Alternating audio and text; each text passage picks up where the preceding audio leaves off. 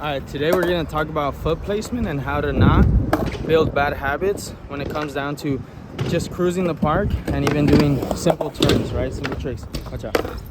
So a lot of times we notice that we have bad habits once we're trying to learn more technical tricks, but by that time it can get a little frustrating and it may seem like it's too late. It's not too late, but if you're someone who's just starting or someone who's already learned a good amount of tricks but has bad habits in the sense of they're heavy on their heels, this video is going to help you understand how you can wire those habits out of your skateboarding little by little, right?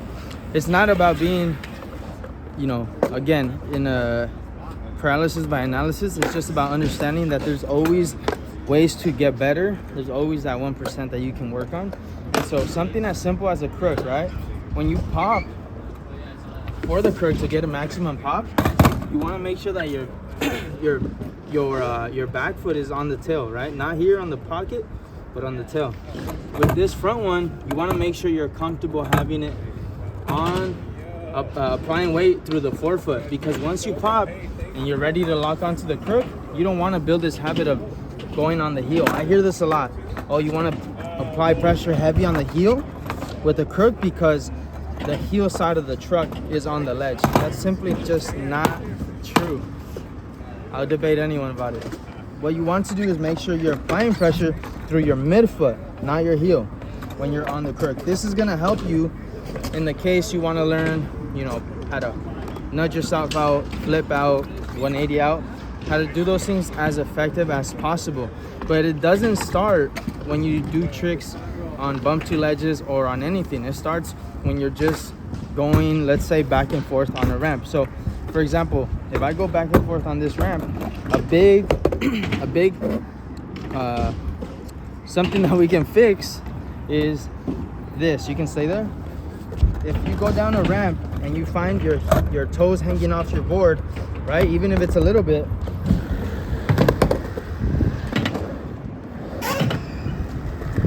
you can still look very comfortable, but it doesn't mean it's as efficient as possible. What's going to be efficient is making sure that your toes are on inside the board and you're leveraging the movement with your forefoot.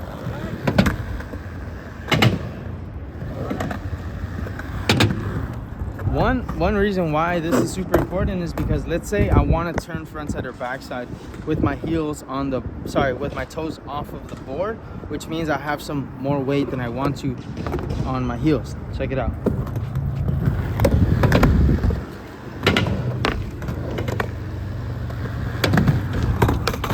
I can do it and it looks fairly smooth, but let's say I was trying to go up a bigger bank or even do a backside, progress to a backside 180 off of it.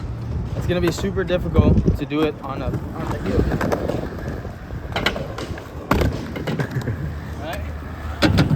It can be done, but it's not favorable. It's not going to allow you to maximize your pop and your control of this trick. So you want to make sure, even when you're just rolling around, you're prioritizing applying tension through the forefoot and leveraging that ability and improving upon that, so that when you get to more difficult or technical tricks, you can, that's not something that you have to think about doing. It's more of a instinctual thing, right? An intuitive habit that you've built or have rewired into your skateboarding. So I'm gonna do a backside 180 with my 4 feet.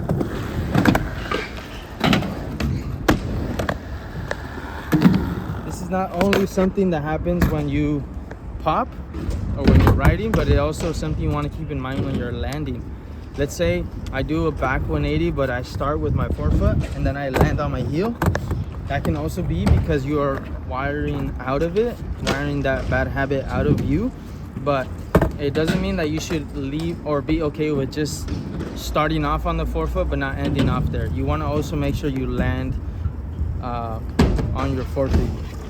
And so this would be an example of you not doing that, right? You starting off good and then ending in an unfavorable way.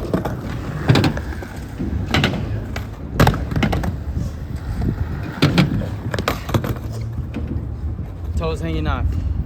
Even if the trick looks clean, there's still room for improvement, and that improvement will be making sure your toes are on the board.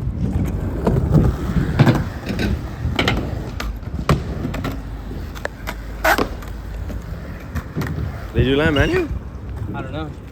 But that actually brings up a great reason why being on the toes is good, because once you're on the toes, you can react way quicker to anything, to any circumstance, as opposed to being on the heels. If you try to move on your heels as quick as you can with your toes, it's just not gonna happen. And if it does, you're gonna be straining that Achilles, you're gonna be straining other muscles, tendons that you have no business straining.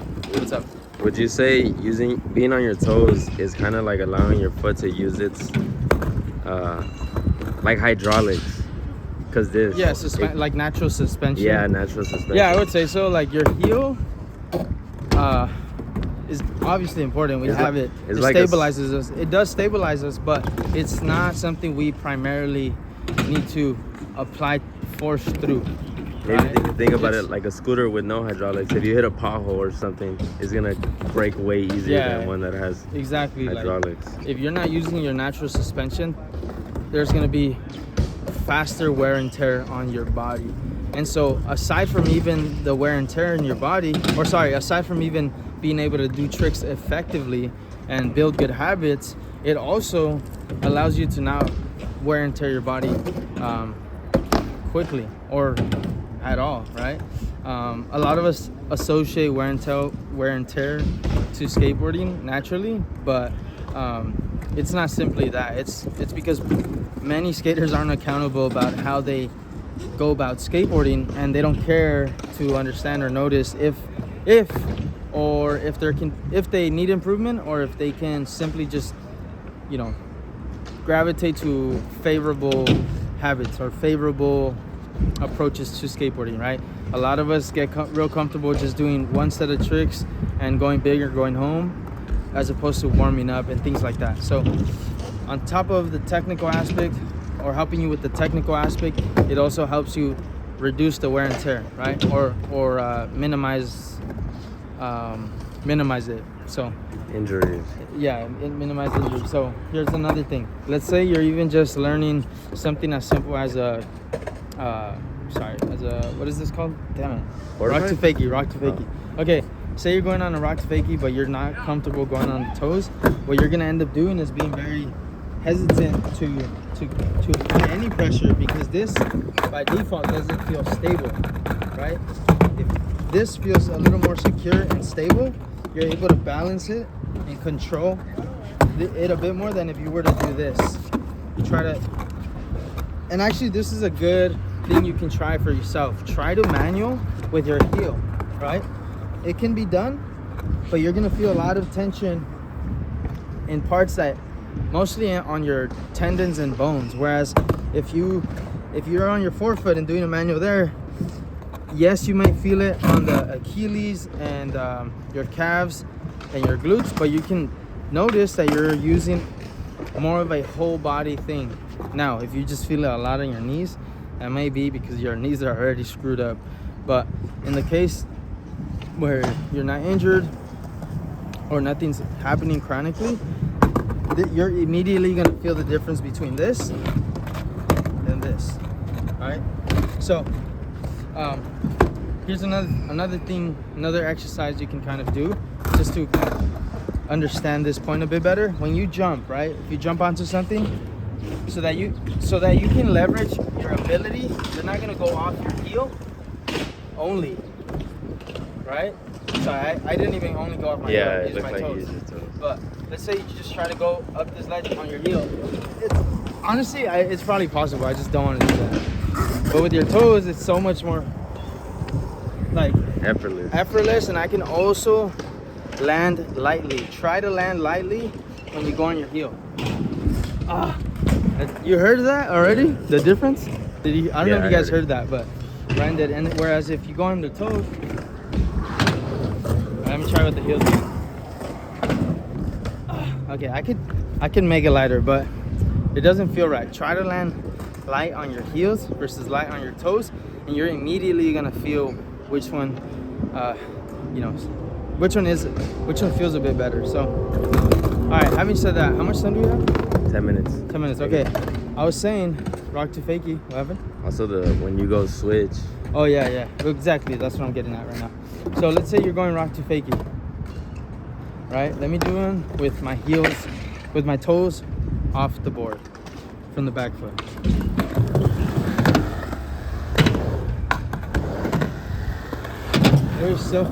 There isn't so much leverage, you know. I felt like I can only go from here to here, whereas if I'm on my toes, almost ate it. But you have more room to work with, right? Because you can squat, you can apply pressure to the toes a bit better. I think they want to skate the. Oh. Yeah, this is it. Ooh. If you're at the skate park, you got to speak up if you want to skate certain spots. Otherwise, people don't know what you want to skate. So, FYI. Anyways, what I was saying is, he literally wanted to go right there. I know. He just said nothing.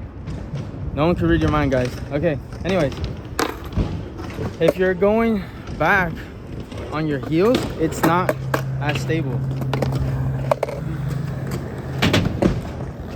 You're gonna be hesitant to go all the way up and really pump through the ramp, right? Whereas if you are using your toes, you can really leverage, you know, the whole movement. You can open up comfortably and just apply a lot of other things that are gonna help you do certain tricks, right? So when it comes down to foot positioning on doing certain tricks, it's not just when you're doing cool tricks like kickflips, right?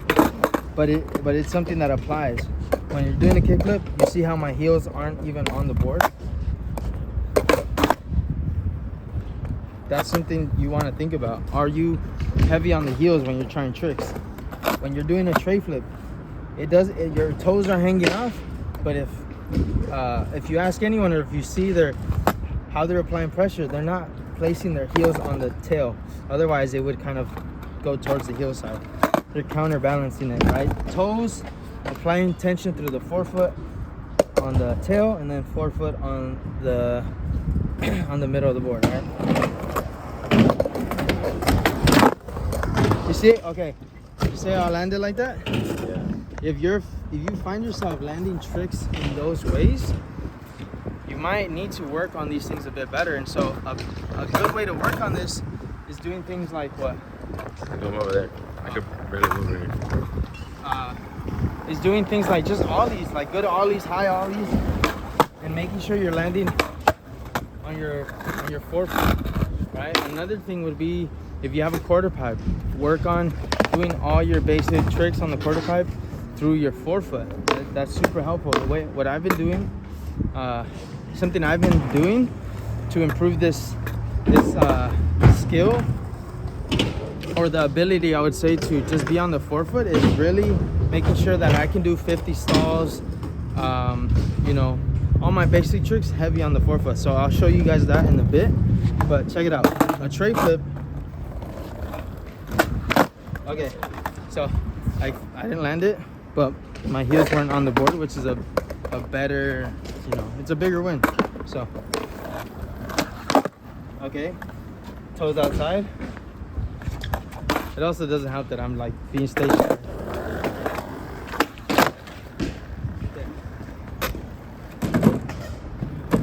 Toes were in. It's not perfect, but it's there. We're gonna go to the quarter pipe, and I'm gonna show you how, you know, let's say I'm not feeling like I need to do tricks. Let's go to the quarter pipe. Like I need to do tricks, but you gotta get up, dude.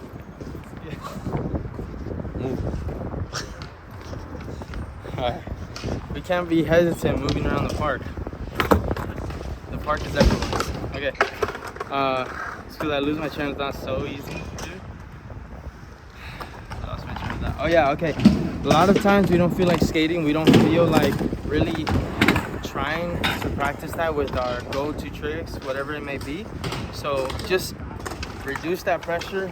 Find something easier. It can be even just 50-50s on a box. But here I'm going to show you how I kind of utilize a mini ramp to practice this ability of only applying tension through the forefoot. It's very common when you're doing axle stalls or 50 stalls, whatever you do, is you go on the heel, right? A lot of people go on the heel, and then they kind of cross lock, and then they go in.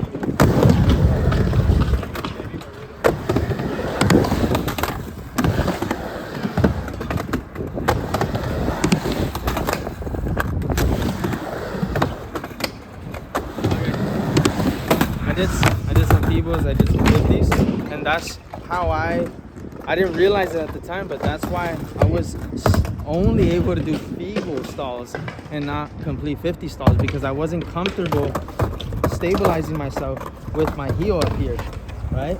So I wouldn't really be able to commit here, because if I went on my toes and my back foot was with the toes off, it would have been super easy to fall back in. So it wasn't until I got more comfortable having my forefoot apply pressure that I was able to do 50 stalls like this and slowly work my way up to doing them a bit more smoothly.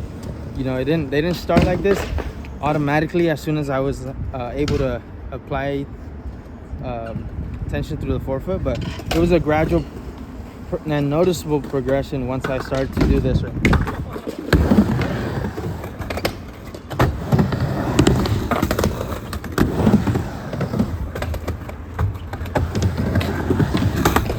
And just being able to get out of situations was so much more fluid as well. Like that could have never been done. Like I wouldn't have felt comfortable going back down to fakie if my heel was on that tail, right? It would have been very sketchy. So I want you to really get a good angle of my back foot and where it's at. Notice it's not here, it's in the board at all times.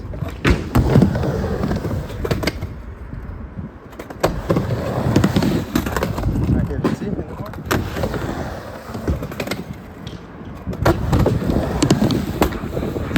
Okay, so it's on the board. What I will say is my midfoot is doing a good amount of the work, which is way better and which is what we want. When we go front side, we want to make sure that our midfoot is is being utilized to turn front side, not the heel. Right? We're not on a snowboard. We're on a skateboard. It's very different. The stance is different. The foot position is different.